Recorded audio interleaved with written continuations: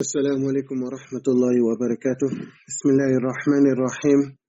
الحمد لله رب العالمين، والصلاة والسلام على أشرف الأنبياء والمرسلين سيدنا ونبينا ومولانا محمد وعلى آله وصحبه أجمعين.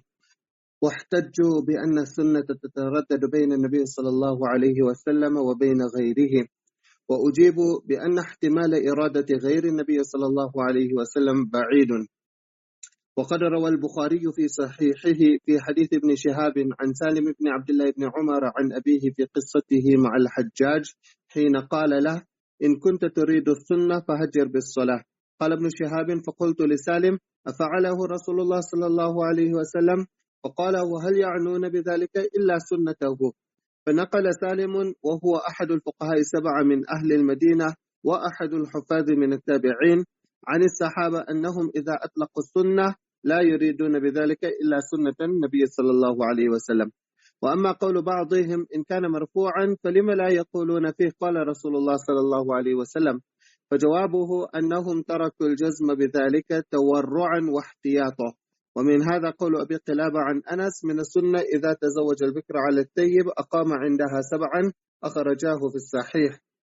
قال أبو قلابة: لو شئت لقلت إن أنسا رفعه إلى النبي صلى الله عليه وسلم، أي لو قلت لم أكذب، أو you can read it as لم أكذب، لأن قوله من السنة هذا معناه، لكن إراده بالصيغة التي ذكرها الصحابة أولى.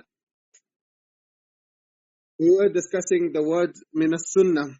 If any person uses the word sunnah, would the narration be marfu'?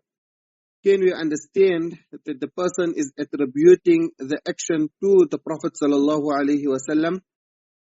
Allama Ibn Hajar rahimahullah is citing a few scholars who were of the opinion that it will not be considered as marfu'. And he now mentions the proof, and he says, وَاحْتَجُّوا بِأَنَّ السُّنَّةَ تَتَرَدَّدُ بَيْنَ النَّبِيِّ صلى الله عليه وسلم وبين غيره. That they use as proof the fact that the word sunnah is used for the Prophet sallallahu alaihi wasallam, and it is also used for others. For example, the Prophet sallallahu alaihi wasallam himself used the word sunnah for others. In the famous narration, alaykum bi sunnati wa sunnati al-khulafa'i ar-rashidin ba'di. So he used the word sunnah for the actions of the khulafa ar-rashidin, that is others besides himself. Allama Jassas al-Razi, he also gave a few examples with regards to this, sanna lakum mu'adh, sunnatan hasanatan, and likewise the narration, man sunnah sunnatan hasanatan falahu ajruha wa ajru man amila biha ila yawm al-qiyamah. So as you can see that Nabi sallallahu alayhi wasallam is using the word sunnah for the actions of others. And since the Prophet sallallahu alayhi wasallam is using the word sunnah for the actions of others, it shows that when the word sunnah is used, it does not necessarily mean, or it does not necessarily refer to the actions of the Prophet sallallahu alaihi wasallam. In fact, even in the Quran, Allah subhanahu wa ta'ala used the word sunnah for others. In verse number 13 of Surah Hijr, لا يؤمنون به وقد خلت سنة الأولين. Likewise in Surah Kahf, in verse number 55, وَمَا مَنَعَ النَّاسَ أَن يُؤْمِنُوا إِذْ جَاءَهُمُ الْهُدَى وَيَسْتَغْفِرُوا رَبَّهُمْ إِلَّا أَن تَأْتِيَهُمْ سُنَّةُ الْأَوَّلِينَ. So you can see the actions of previous people is being called sunnah. In verse number 38 of Surah Al-Anfal, يُغْفَرُ لَهُمْ مَا قَدْ سَلَفْ وَإِن تَعُودُوا فَقَدْ مَضَتْ سُنَّةُ الْأَوَّلِينَ. So many examples like this here. Actually, the word sunnah is also attributed to the actions of Allah subhanahu wa ta'ala. For example, in verse number 62 of Surah Al-Ahzab, سُنَّةَ اللَّهِ فِي الَّذِينَ خَلَوْا مِن قَبْلِ وَلَن تَجِدَ لِسُنَّةِ اللَّهِ تَبْدِيلًا. So you can see the word sunnah, it's referring to the actions and the practices of Allah subhanahu wa ta'ala. Likewise in Surah Fath, also سُنَّةَ اللَّهِ الَّتِي قَدْ خَلَتْ مِن قَبْلِ وَلَن تَجِدَ لِسُنَّةِ اللَّهِ تَبْدِيلًا. So they use this as a reason to say that when a person uses the word min as-sunnah, then it does not necessarily mean that the person is referring to the actions of the Prophet sallallahu alaihi wasallam. Hafiz ibn Hajar rahimahullah responds to this proof by saying, وَأُجِيبُوا بِأَنَّ احْتِمَالَ إِرَادَةِ غَيْرِ النَّبِيِّ صلى الله عليه وسلم بَعِيدٌ. Okay, granted that the word sunnah is used for others besides the Prophet ﷺ. But when a person is using it, especially when talking about a dini affair, then to say that he is taking another meaning is far-fetched. So what's the reason it's far-fetched? Mullah Liqari rahmallah said, وَغَلَبَةُ الظَّنْ كَافِيَ فِي الْمَسْأَلَةِ. If he is talking in a dini issue and he's using the word sunnah, then غَلَبَةُ الظَّنْ, it is that he is referring to the sunnah of the Prophet sallallahu alaihi wasallam. And غَلَبَةُ الظَّنْ is sufficient. Allama al-Qani rahimahullah, he first comments on this and he says, al-istib'adu fi as-sahabi musallam kama huwa fi asl al-mas'ala, or kama huwa asl al-mas'ala. That yes, if you're saying that when the Sahaba, they were tasked with this duty and this responsibility of conveying deen, and they were also, it was their responsibility to explain and to mention the actions of the Prophet sallallahu alaihi wasallam. So when they use the word sunnah, then he's saying that it's understandable that you can say it's far-fetched that they're referring to the actions of anyone else besides the Prophet sallallahu alaihi wasallam. But Allama al-Qani is mentioning his own view. He's saying, وَأَمَّا فِي التَّابِعِينَ فَمَمْنُوعٌ. He's saying that as for a tabi'i, then you can't say that it's far-fetched. Maybe because he's talking Arabic at the end of the day. So when he wants to talk about the practice of another person or a particular group or the practice in a particular culture, in a particular country, then he would use the word sunnah.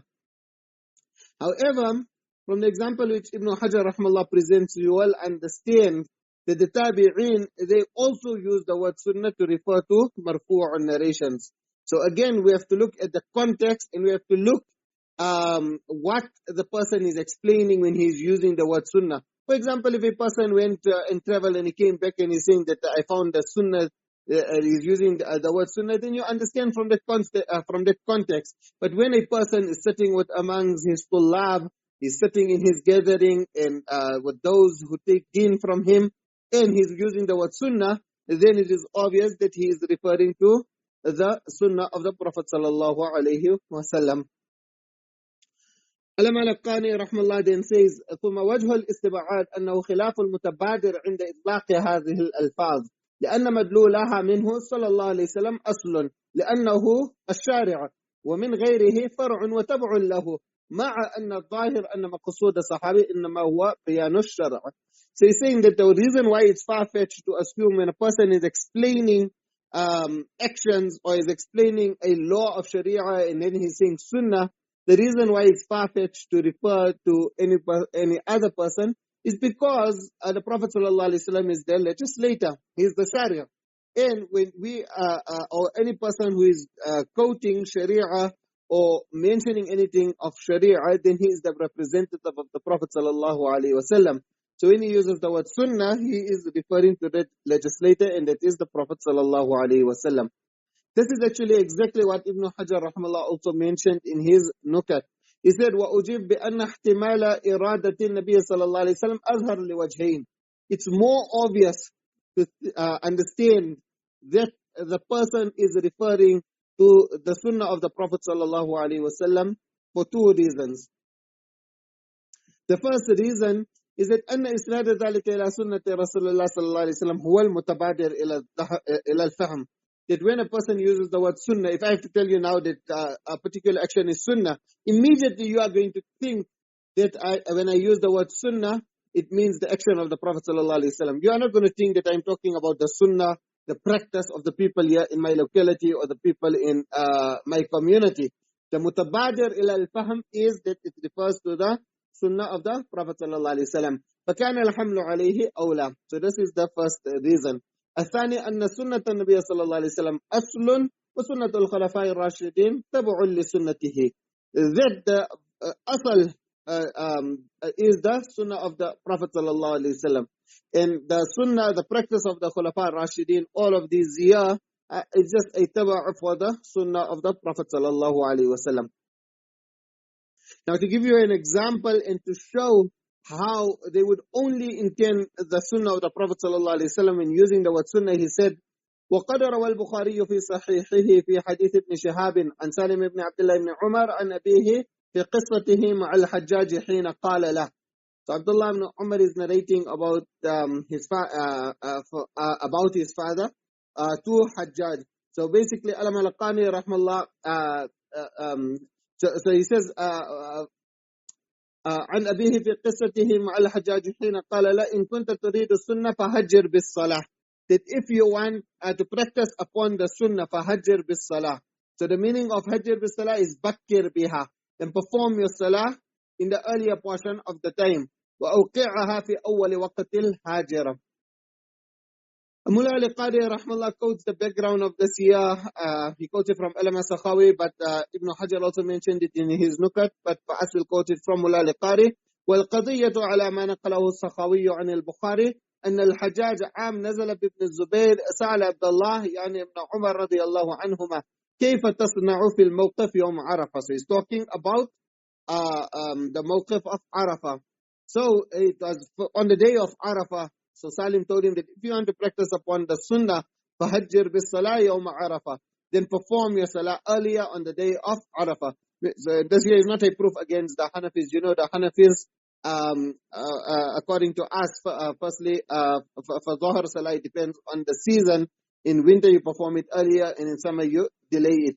فقال ابن عمر الصدق أنهم كانوا يجمعون بين الظهر والعصر في السنة.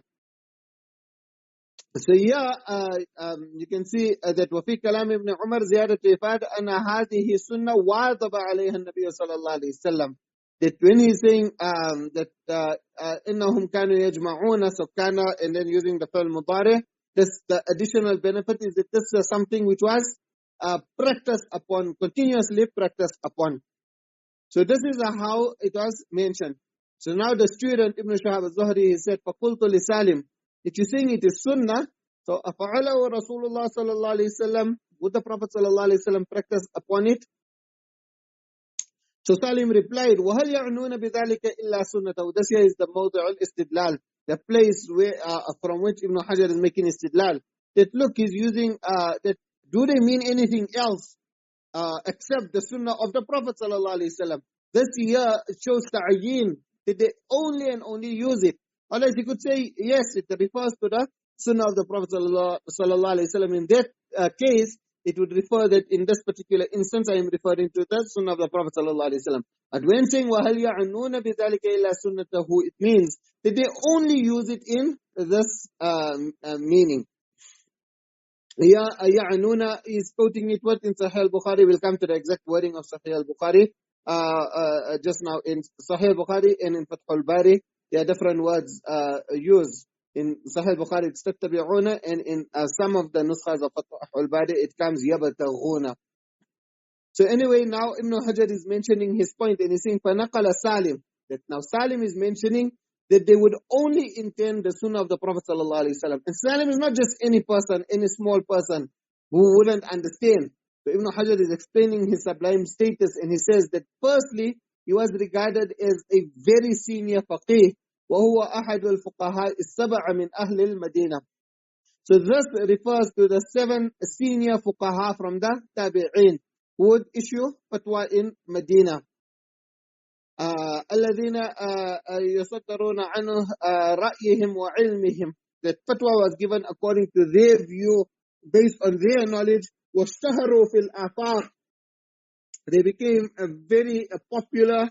ولعلهم المعنيون بقوله صلى الله عليه وسلم يوشك أن يضرب الناس أكباد الإبل يطلبون العلم لا يجدون أحدا أعلم من عالم المدينة. So this here is the narration which Imam Tirmidhi rahimahullah has narrated. So there were 7 senior fuqaha in Medina. Mullah al-Qari rahimahullah mentions their names, and he says وهم ibn al-Musayyab, so Sa'id ibn al-Musayyab, والقاسم ibn Muhammad ibn والقاسم ibn Muhammad ibn Abi Bakr, that's the second. وعروة ibn Zubair is the third. Khalid ibn Zayd is the fourth. Sulaiman ibn Yasar is the fifth, and Ubaydullah ibn Utbah ibn Mas'ud is the sixth. So these are 6 names. Alam al-Qani rahmallah says, هؤلاء ستة متفق عليهم. Everybody agrees that these were the 6 most knowledgeable fuqaha of Medina. Now in determining the 7th, there is a difference of opinion. So Mullah al-Qari rahmallah says, وَالسَّابِعْ Abu Salama ibn Abdurrahman ibn Auf. This is one view. that either it refers to the son of Abdurrahman ibn Auf, Abu Salama. Abdullah ibn Mubarak, he is the one who said Salim ibn Abdullah ibn Umar. So according to the view of Abdullah ibn Mubarak, the statement of Ibn Hajar will be correct. وَهُوَ أَحَدُ الْفُقَهَاءِ سَبْعَ مِنْ أَهْلِ الْمَدِينَةِ. Because Abdullah ibn Mubarak, he is the one who's regarding Salim to be the faqih of Medina. Abu Zinad, he said, no, the seventh person is Abu Bakr ibn Abdurrahman ibn Ḥadīth ibn Hisham. So according to that view, and according to the first view, it will mean that Salim does not feature within the seven most notable fuqaha. And it means the statement of Ibn Hajar will not be correct. Because it's clear that there are differences, and it's only according to this one view that Salim ibn Abdullah is included. However, Al-Malaqani rahmallah said that the majority, they are of the opinion that it's actually Abu Salama ibn Abdurrahman ibn Auf. That's the view of the majority. So these were the seven fuqaha. Some have mentioned it in poetic form. إذا قيل من في العلم سبعة أبحر روايتهم ليست عن العلم خارجة فقل لهم عبيد الله عروة قاسم سعيد أبو بكر سليمان خارجة. So like this here you can see they mention the seven names, but they don't take the name of Salim. Likewise, Muhammad ibn Yusuf al-Halabi, Hanafi scholar who passed away in 614 Hijri, so around the time of Alama ibn Salah, he also mentioned them as follows. ألا كل من لا يقتدي بأئمة فقسمته ضيزى عن الحق خارجة فخذهم عبيد الله عروة قاسم سعيد أبو بكر سليمان خارجة. Again here in his list, the name of Salim does not feature. Now as a side note here, this here is, if you believe in all these things, then they say that if you write these seven names and you place it with your wealth, so you got your safe there, you put it in your safe, then it means that your wealth will increase. There's a lot and lot of blessings. You can try it out if you want to. Write the seven names and see if your wealth increases. Nevertheless, it's just a side point.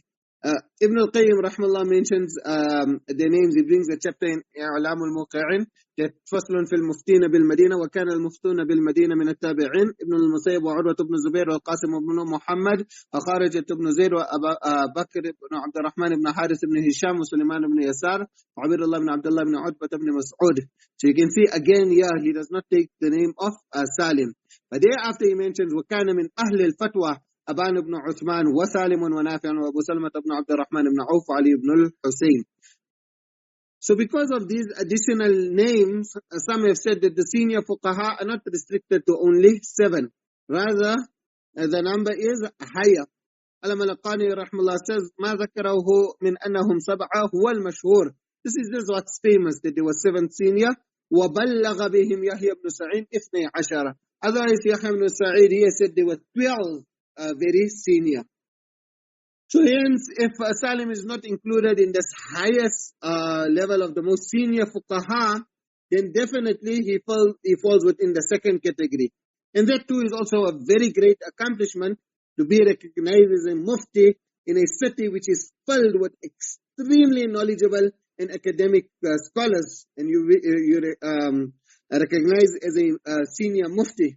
So put it in this way here, he's definitely in the top 10. So how's that? He's definitely in the top 10. So it shows that he was still an expert in, it also shows us what a genius he was. So والحاصل أن نقله وهو أحد الفقهاء على خلاف. That he is a very senior faqih, and yet he is of this opinion. But this is the first quality of Salim, that he was a great faqih. The second quality is that he also excelled in hadith, and he was a great hafiz. So therefore Ibn Hajar rahmallah says, وَأَحَدُ الْحُفَّاظِ مِنَ التَّابِعِينَ. He was also one of those who memorized lot of hadith from the tabi'in. So he's the one who's narrating, عَنَ الصَّحَابَةِ, he's quoting from the Sahaba, أَنَّهُمْ إِذَا أَطْلَقُوا السُّنَّةِ. So he has such great knowledge, and he's a hafiz, so he will know, surely, he will know how the Sahaba used the term. That's what Ibn Hajar is trying to get at. So he is the one who is saying that the Sahaba, أنهم إذا أطلقوا السنة لا يريدون بذلك إلا سنة النبي صلى الله عليه وسلم. That when the Sahaba would use the word sunnah, then they would only refer to the sunnah of the Prophet sallallahu alaihi wasallam.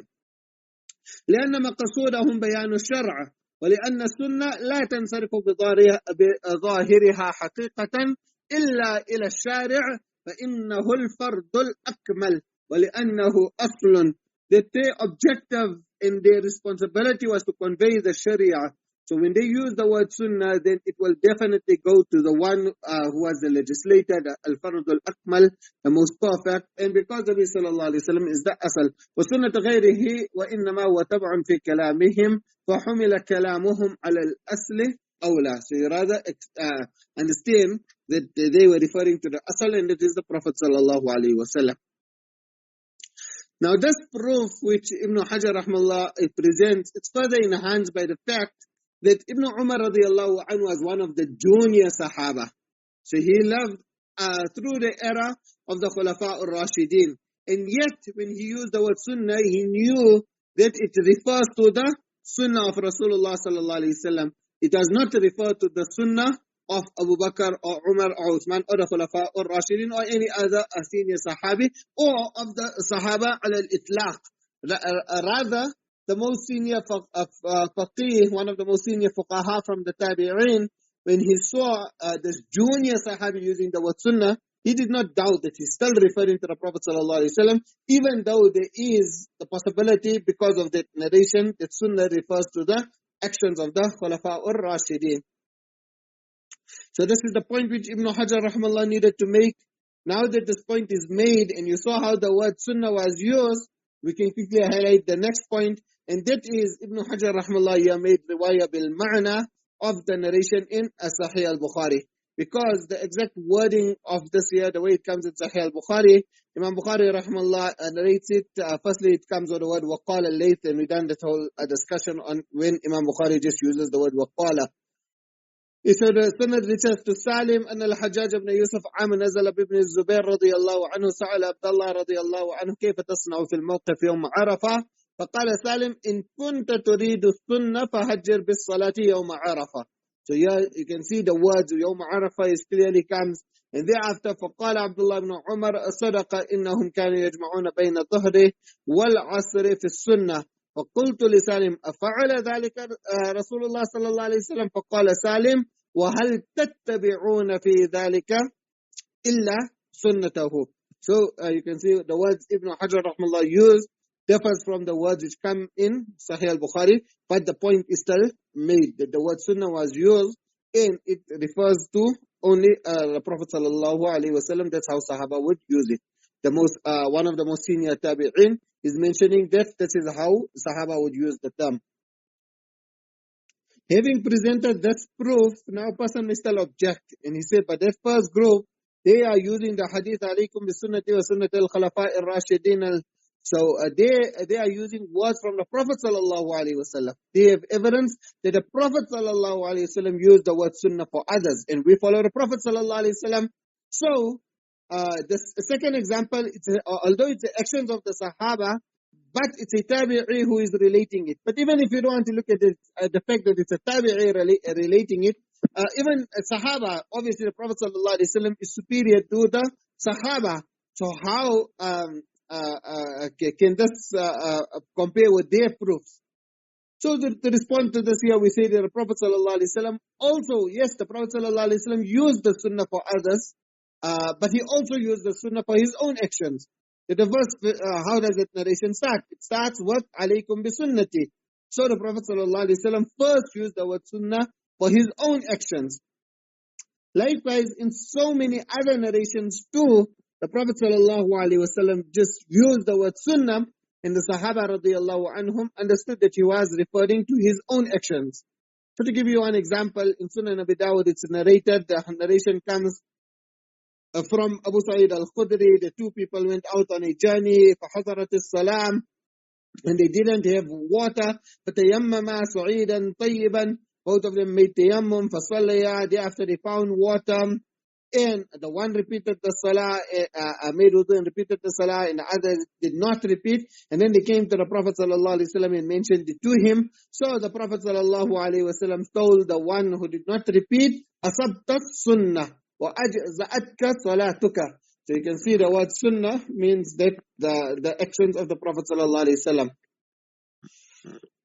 Now, on this point, something which comes to my mind now is the Sheikh Abdul Fattah Khudda. He mentioned something which is very important, and since it comes to my mind, let me just mention it.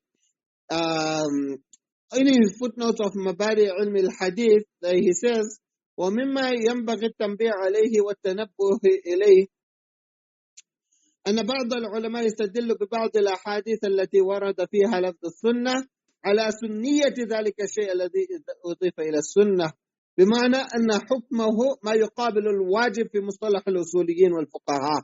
He's saying that some people, they say, no, all these, when the word sunnah is used, it refers to the technical meaning of sunnah, and the technical meaning of sunnah, it means that it's not, it's in contrast to wajib. So it's in contrast to wajib, like how the usuliyin and fuqaha use it. So when all his earlier predecessors, these great scholars of the earlier times, when they used the word sunnah, then they were referring that it's not wajib, it's sunnah. This is what some scholars say. But Shaykh Abdul Fattah Khudda says, وَهُوَ خَطَأٌ بَالِغ. This is a very clear mistake. is فيه تنزيل القول النبي إذا فيه تنزيل القول النبوي So I can't remember the Arabic now. So he's saying that it's basically you are taking the words of the Prophet sallallahu alaihi wasallam, which came first. You're taking the words of Prophet sallallahu alaihi wasallam, which in terms of time, it came first. It came so much earlier, and thereafter you are interpreting it with words which the fuqaha have made up, which came so much later. وهذا لا يصح أن يسلك بحال. Obviously you cannot tread this path لأن فيه حمل اللفظ النبوي المطلق على اصطلاح الحدث فيما بعد. So the word of the Prophet ﷺ, which was so much earlier, you are trying to put it on a istilah which came so much later. Now Ibn Hajar rahimahullah explains why they would use this word. Why would they say that it's sunnah? Why did they not just say that the Prophet ﷺ done the action? They say someone has to ask that question. وَأَمَّا قَوْلُ بَعْضِهِمْ إِنْ كَانَ مَرْفُوعًا فَلِمَ لَا يَقُولُونَ فِي قَالَ رَسُولُ اللَّهِ صَلَى اللَّهُ عَلَيْهِ وسلم. So he says that the answer to that is إِنَّمَا تَرَكُ الْجَزْمُ بِذَلِكَ تَوَرُّعًا وَاحْتِيَاطًا. The reason why is because they didn't want to firmly attribute it just out of caution. So to be out of piety and caution, they didn't want to clearly attribute it to the Prophet sallallahu alaihi wasallam. This is the answer which Ibn Hajar rahmallah gives. Sheikh Abdullah al-Rahili, he remarks on this here. If you got his print, you'll see in footnotes, he writes, ليس هذا هو الظاهر إذ لو كان الاحتياط في نسبة ألفاظ مؤينة إلى النبي صلى الله عليه وسلم لكان مقبولا. He's saying, what ihtiyat you're talking about here? Yes, ihtiyat is when you have to attribute words to the Prophet sallallahu alaihi wasallam. Now you take caution that, okay, let me make sure that I'm attributing the exact words, I'm not making riwayah bil ma'na. أما في نسبة الفعل فأي تورع وأي احتياط في هذا. He's saying that when you are attributing an action to the Prophet sallallahu alaihi wasallam, then from the very beginning, from the inception, it's your words. So how can you say that there is precaution? يكفي أنه نسب الفعل إن النبي صلى الله عليه وسلم بأي لفظ كان.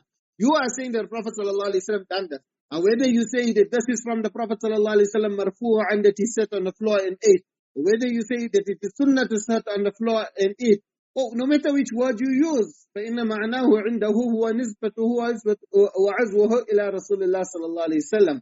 So in explaining an action of the Prophet sallallahu alaihi wasallam, then because you are using your own words anyway, it does not make any difference whether you say it is sunnah to do that action or whether you say the Prophet sallallahu alaihi wasallam done the action. The outcome is the same. So that's the objection which he raises. Sheikh Ibrahim Lahim, he also objects here, وفي نظري أنه لم يجب عن أصل المسألة. He's saying that Ibn Hajar did not give a very adequate response لأن السؤال يعود مرة أخرى لما استخدم الصحابي هذه الصيغة ولم يصرح برفعه فهل فعله احتياطا وتورعا أيضا. So thereafter Sheikh Ibrahim Lahim he explains what he feels will be a better answer. الذي يظهر في الجواب يقال إنه اختار الصيغة المناسبة للتحديث. That when he is talking, then he preferred that word which he felt would be most appropriate to use. ففي مثل قصة الحجاج ظاهر من السياق أن المناسب هو ذكر أن هذا هو السنة. That in the incident of Hajjaj which we just quoted, it is understandable that using the word sunnah was perfect in that case. وهكذا يمكن أن يقال مثله في حديث أنس. So he's saying even in the next narration of Anas radiallahu anhu, you will see that it was perfect for them to use this word. So it's basically just a difference in the choice of words. You know, when you're talking, sometimes you prefer to use this synonym, sometimes you decide to use that word which has the exact same meaning. Sheikh Rahili, he also offered the same response. بل الجواب الصحيح هو أنهم عبروا عن المعنى بلفظ آخر واصطلاحا آخر يؤدي معناه، وقد استخدموا تلك الألفاظ المؤدية للمعنى وأطلقوها على الرواية عن النبي صلى الله عليه وسلم جزما كما هو واضح. You see? However, Alama Laqani rahimahullah, he coupled this with the answer of Alama Munziri rahimahullah, which we quoted 2 lessons back. So Alama Zarkashi rahimahullah quoted from him, يشبه أن يكون التابع قد تحقق أن صحابي رفع له الحديث إلى النبي صلى الله عليه وسلم، غير أنه شك هل قال له سمعت رسول الله صلى الله عليه وسلم أو قال رسول الله صلى الله عليه وسلم، فلما لم يمكنه الجزم بما قال له أتاه بلفظ يرجع الحديث إلى رسول الله صلى الله عليه وسلم. So he's saying that maybe it's from the tabi'i. So this is the answer which was given there. Now in order to combine this response of Ibn Hajar with that answer of Alama Munziri, Alama Laqani rahmallah, he remarked and he said, فيه إجحاف في الاختصار. Ibn Hajar rahmallah is actually gone to the extreme of mentioning this here too concise. وإيضاحه قول بعضهم والحامل على العدول عن التصريح بالرفع إما الشك في الصيغة التي سمع بها أي قال رسول الله صلى الله عليه وسلم أو نبي الله أو نحو ذلك كسمعت أو حدثني، وهو ممن لا يرى الإبدال. Maybe the tabi'i, he did not feel, or maybe even the sahabi, he did not regard it. You know Ibn Umar, so this example here is Ibn Umar, and you know Ibn Umar was so cautious on رواية بالمعنى وإما بالتخفيف والاختصار أو غير ذلك. يعني فيعدل أما شك فيه للاحتياط والخروج عن عهدة الكذب تورعا، غير أنك عرفت أن العدول لا ينحصر في الاحتياط، وحينئذ فلعل حاصل الجواب إنهم يرتكبون ذلك مع كونه عندهم مرفوعا لغرض دعاهم إليه كالاحتياط مثلا. So you think that's how Ibn Hajar should have phrased it. If they do it for various reasons. One possible reason is for ihtiyat. Inshallah, we'll continue from here until Saturday. Until then, jazakumullah khairan. Assalamu alaikum wa rahmatullahi wa barakatuh.